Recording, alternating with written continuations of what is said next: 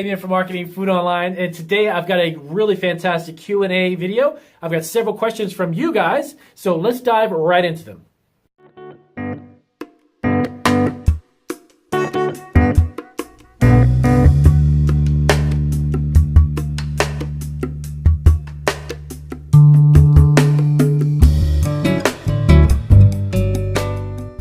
Guys, so as I mentioned in the introduction, I've got several questions from my subscribers. I want to thank you guys for sending out those questions.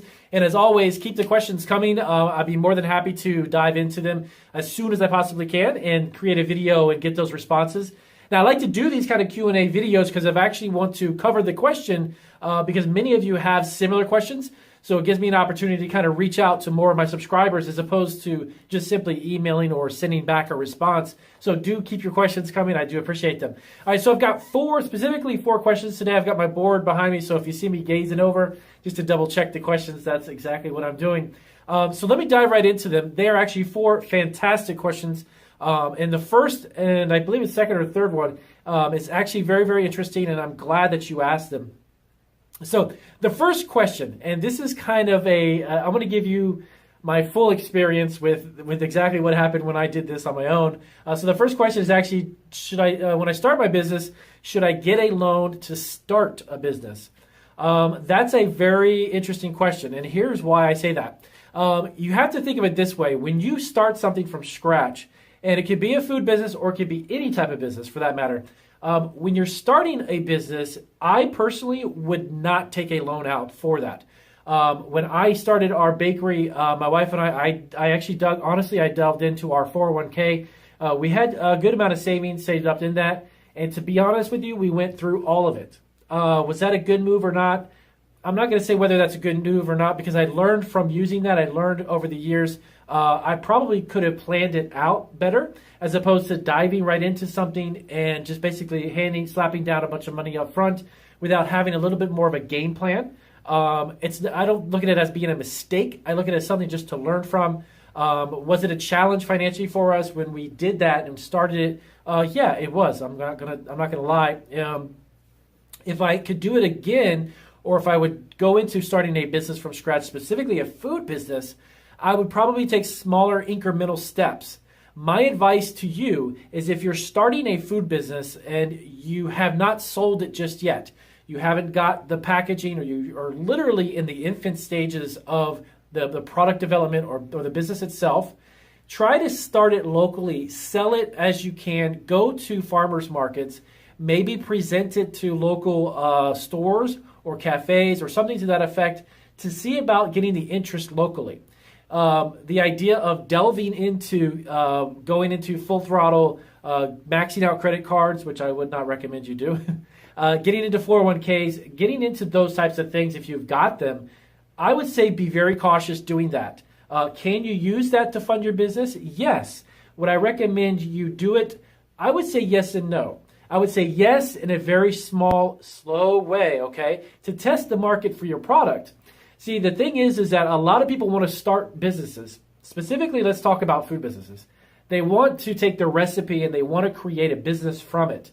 But you don't have any type of sales history. You don't have anything to go on to really motivate you to take big chunks of 401ks, start keeping a credit card bill where start charging things for packaging, for marketing, for ingredients, for equipment. If you don't have anything behind that to really substantiate the use of those funds, don't do it just yet, okay? That's I'm just kind of err to the side of caution. What I did is my wife and I were both laid off, and we needed to generate some type of business ASAP.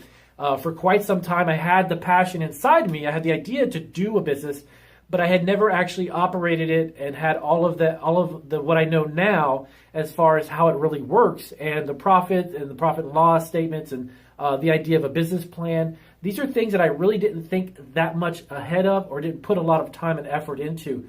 So did it create a stressful situation at that time? Yes, it did. Did we push through it and did we create a business that we have now that's extremely profitable? Yes. But honestly, take aside all the glamour and all that pizzazz about owning a business, it took a lot of energy and effort from myself and my wife, a a lot of 12, 13, 14-hour days just to get it started with no guarantee that it would actually succeed. But for me, inside of my mind, once we were both laid off, there was no option to not succeed. We had to succeed, and I had to make it work. And that was for me, that was the end goal. And of course, that's what we are now. We're doing it very, very well. We have been kind of blessed with a lot of opportunities, but they didn't just magically come to us. I had to create those opportunities. So not to get too far off the question, but if you're going to take a loan out on a business, establish it first. Give it about, honestly, 8 months to a year before you start really passionately delving into your own monies. You need to have some type of track record. You need to have something going on that would merit you from actually doing it, okay? So just keep that in mind. So I don't want to prevent you from doing it, and don't say, hey, don't ever take a loan out. Well, but have some type of a business up and running where you've got some type of cash flow, so you know that your product is just more than a recipe. It's just more than a bunch of family and friends telling you, oh, that's a great idea. Wow, that food tastes so good, you should sell it. You need to have a little bit more behind it before you start just slapping down your savings, okay? Now, should you save up? The other part of the question was, should you save up? Yes and no. And here's what I mean by that too. Time is the most valuable thing you'll ever have. Money can come and go, and you can get money anytime, okay? You can if you're young, or if you're in a position where you have a lot of opportunities, or you can make mistakes and learn from them and then keep going on. You can make more money. You cannot get time back. Now, you want to save money? Well, that really depends on what you believe as far as how much money do you really need to get going. A lot of great businesses are made with decisions, not with money.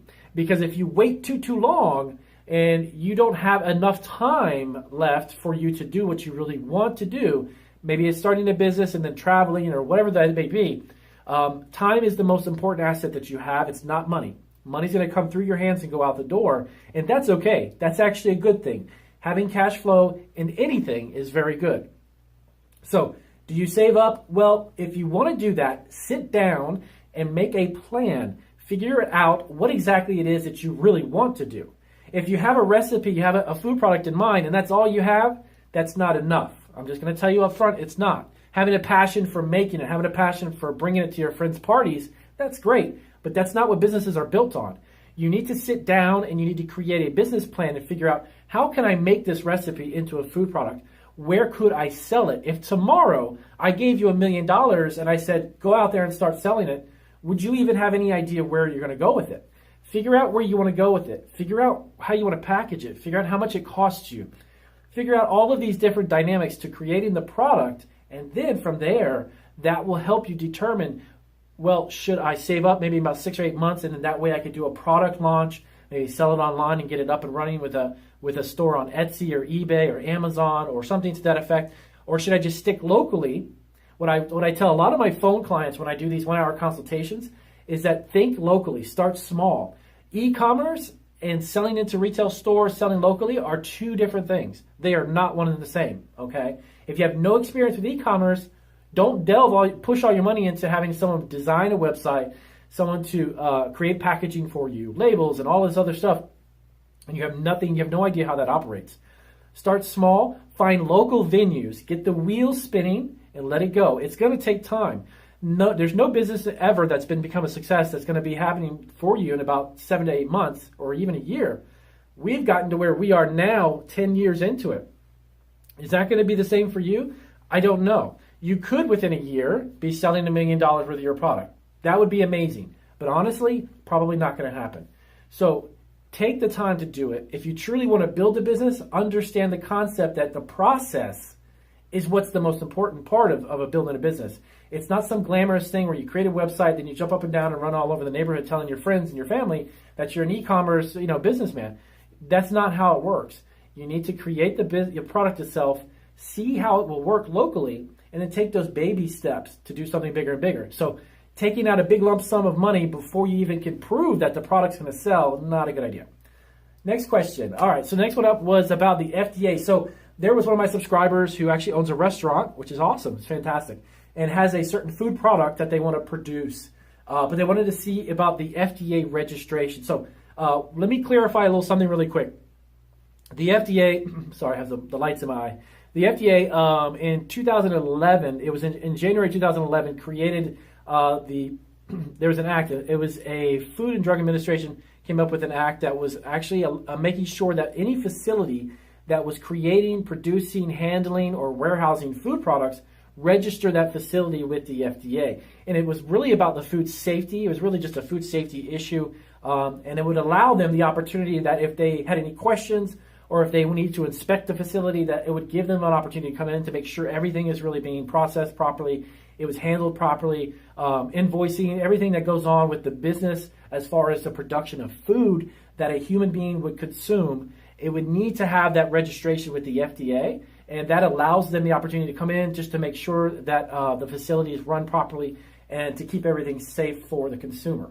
So if you're operating a restaurant right now, I would assume that's probably your restaurant is already registered with the FDA.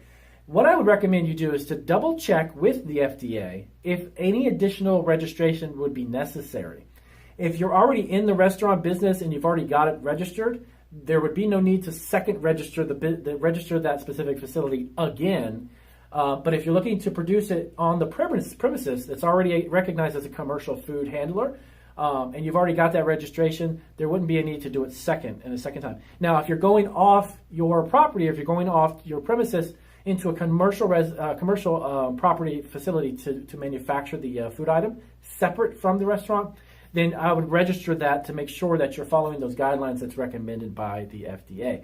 Now, what I'll do is down below in the description, I'll put some links for these questions. So if you aren't the one, obviously you weren't the subscriber who asked that question, but if you're interested more in this idea or what is required by the FDA, I'll put some links down there so that'll make it very easy for you to understand. The registration process is really kind of quite simple, and I'll do a little bit of research and find that specific link to the registration to the application to make it easier, okay? But yeah, I would recommend that you definitely want to follow some of the guidelines that are established by the FDA in regards to the registration of the facility itself. And that way, it's really all about food safety, guys. It's not about something where the government's taking over everything that you're doing or they're keeping, the big brother's keeping it. They really just want to make sure that everything is really kept safe for the consumer. This actually goes for food products, and I believe the website, if I'm not mistaken, is also for the cosmetic industry too, cosmetics and that type of thing that people are putting on to make sure that just everything is being followed by the guidelines that they establish. So it's a good thing. It's actually good for everybody. So the next question, now this was really interesting, was Uber Eats. And the question was, if you had a commercial kitchen or if you have use of a commercial kitchen, can you utilize Uber Eats to promote the products that you're producing in the commercial kitchen? And I hope I got that question right. I rewrote them on the board here. So here's the good thing. Here's the good thing and the bad thing. Now, the good thing is, yes, Uber Eats is a fantastic way to allow your business to grow in the immediate area where you are, right? This is not something that you would ship on through the internet or anything. But here's the trick. If you're producing stuff in a commercial kitchen, Uber Eats is normally going to pick up food products that are like made to order. If I were to call in, let's say, a hamburger, fries, and a drink, and you had a commercial kitchen and you're producing that, yes, Uber Eats has the potential to come over to deliver that food product to an end user or customer. Now, you want to double check in the county and city, not normally the states, but the county and city that you're operating the commercial kitchen in. Double check with them to make sure that it is allowed through the county and city ordinances, okay? Because the cities and counties can actually write their own laws, in regards to how food can be delivered or prepared or where it can be made. But if you're in a commercial kitchen, I would say 99% of the time, Uber Eats should have the ability to come there and deliver those food products. But here is the problem, okay?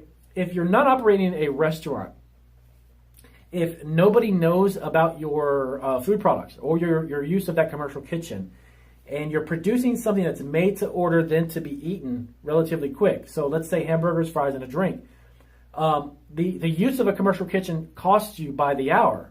So I personally wouldn't go to a commercial kitchen and rent it for 5 or 6 hours. And then how do you promote that? How would you let people know that you were there in order to buy that food product to have Uber Eats come and bring it to them? Okay. So like a marketing perspective or from an advertising perspective or within the community, you got to figure out how can I make it profitable? Because some commercial kitchens, let's say they can cost up to $100 an hour. If I rented it for 4 hours and I spent $400 on a commercial kitchen, but nobody knows that I'm there, that's where the trick lies. That's where the challenge lies, is that you got to make sure you make it profitable. Make sure it's going to be used. If I knew that I was going to get 100 orders that day during that time frame, I would say, heck yeah, I would go over to the commercial kitchen and rent it. But how do you market that? You got to figure out what's the menu, what's the drive behind it. How are you going to get the local community to know that in order to utilize Uber Eats? Okay, so keep that in mind. Can you use the service? Potentially, yes, you could. But how do you do that? How are you going to use the commercial kitchen at what time frame during the day? From like noon to dinner time? That sounds fine, but how does the community know you're there? If you were an Arby's or a Wendy's or a McDonald's and you're on the corner up at the street and you just want to use Uber Eats to get your food from pick up some stuff from McDonald's, yeah, that would be great. But then again, everybody knows that they're there. Okay, so if you're going to use a commercial kitchen to make your products, you got to promote it, advertise it, market it, let people know, and then make specifically a menu geared towards things that people will eat in the community. Okay, so just keep that in mind. The next one up, the last question I've got really quick was about starting a popcorn business, a gourmet popcorn business, which by the way is one of the most profitable things on the planet. I'll have to do a separate video literally dedicated to that. Gourmet popcorn and flavored popcorns can come in a ridiculous amount of varieties, and I'll actually show you how to set up a gourmet popcorn business. And you can attend festivals, events, music, art festivals. It's ridiculously profitable. This question in particular was, start selling on Amazon. Do they require ingredient listings and calorie content, which is the nutritional label? Does Amazon, this question was about selling gourmet popcorn on Amazon. Now, Amazon doesn't really institute laws or regulations about what is required, but what they do is they want you to follow what the USDA, the Department of Agriculture, or the FDA, any governmental agency, you need to follow the specific directions as far as labeling, the content, the nutritional analysis, ingredient listing, all of that stuff. They say on the Amazon website that you just need to follow those guidelines. So when you're abiding by the local laws, ordinances, and such, and the FDA, USDA, then you're good to go. Okay. Amazon doesn't really make any laws per se about having a packaging following these guidelines. They simply say, look, if you're going to sell food, if you're producing it yourself, you need to make sure that you're following the USDA, the FDA, and all of the governmental regulations about food production, period. Okay? So that's one thing that you, kind of a misunderstanding that there's a lot of people who actually ask me a similar question about that. So Amazon doesn't necessarily write those laws. They just say, look, you can sell on here, but listen, you got to make sure you follow all of the instructions set up by those government agencies. So that's the first one. So the next one was, if you produce it from a commercial kitchen and make the popcorn and such, do you need to have product liability insurance and all that? I always recommend on all my videos, you need to have yourself incorporated.